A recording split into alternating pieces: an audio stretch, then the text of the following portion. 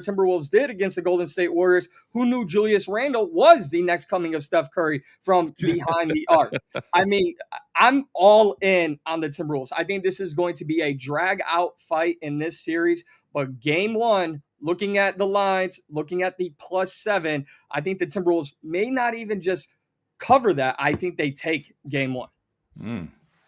The scenario that the Minnesota Timberwolves DG have been given, they could not have on Christmas morning opened up two better presents. You have an out-of-shape Luka, and the Lakers, who are severely overrated, beat them rather easily, I might add. And then you get Golden State, and Steph Curry goes down at the beginning of the series with a hamstring, and that series was never in doubt. Is this the basketball gods maybe saying, hey, maybe this is just the T-Wolves' time? Yeah, I think you could go there, and I think you got to look at more of the veteran leadership is with the Timberwolves, but I don't think it's a veteran-laden squad just overall, and I think that's going to be to the benefit of the Thunder. I like Minnesota. I think that they are a sneaky good team, but I still think that OKC can win game one because they are the team that's going to be more up and down, the run gun team, and I think that their defense is going to be the main factor.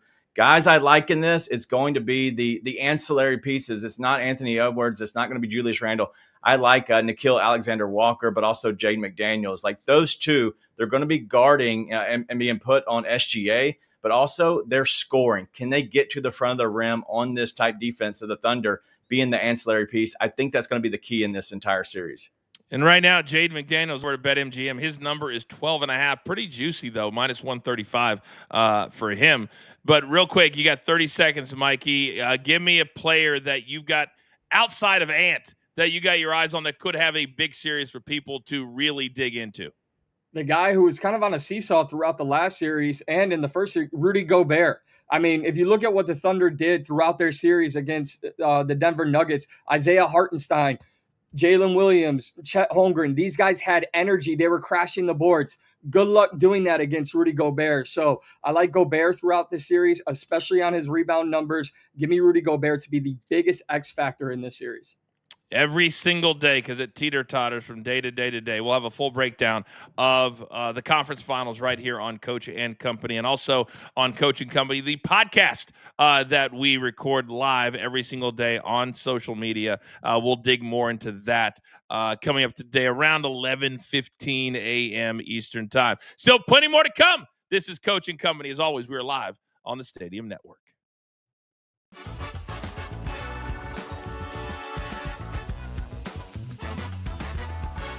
So there was an interesting conversation yesterday, and first I was like, man, this is really a dumb conversation. And then maybe it's not. DG, they were talking about how should the MVP of the NBA be waited to, or for people to wait to vote on it until the entire season is over, like NBA Finals, and then awarded in July. Right now, it's a regular season award. How would you feel about that? I wouldn't like it. And I know the reason that people will point out and say, hey, because these are the one games that actually matter. But realistically, it's a regular season award. I think it should be given during the regular season or after the regular season and all be counted on the regular season. I don't worry about the playoffs. There's a playoffs MVP at the very end with the finals.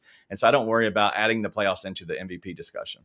But I wish they would announce it right when the season's over then, because like with the Heisman, there's always controversy on when people vote, what they're voting, what they watch. So Mikey, to me, if it's a regular season award, then give it to me the day after the regular season's over.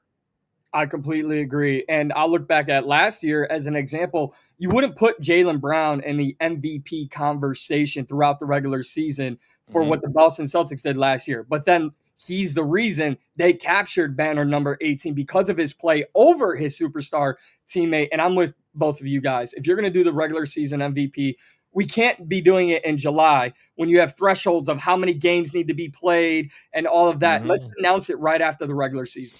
It's interesting, too. This year, a lot of people, DG, lost their Defensive Player of the Year tickets because of those thresholds that are now in place. But I kind of like him now that betting is such a big deal on futures.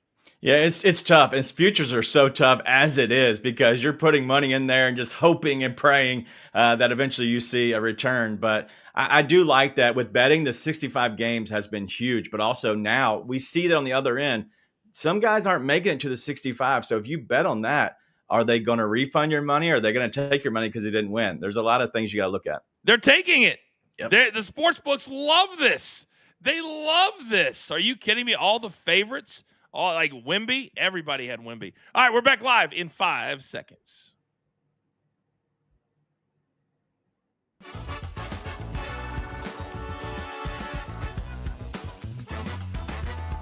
All right, welcome back. Me and the guys today having a great day. Also, if you missed it about 15 minutes ago, our very first baby bet here live on the show. We'll be posting that on social media as well. Do not forget, later today at 1 p.m. Eastern time, it's the Coach and Bro Show.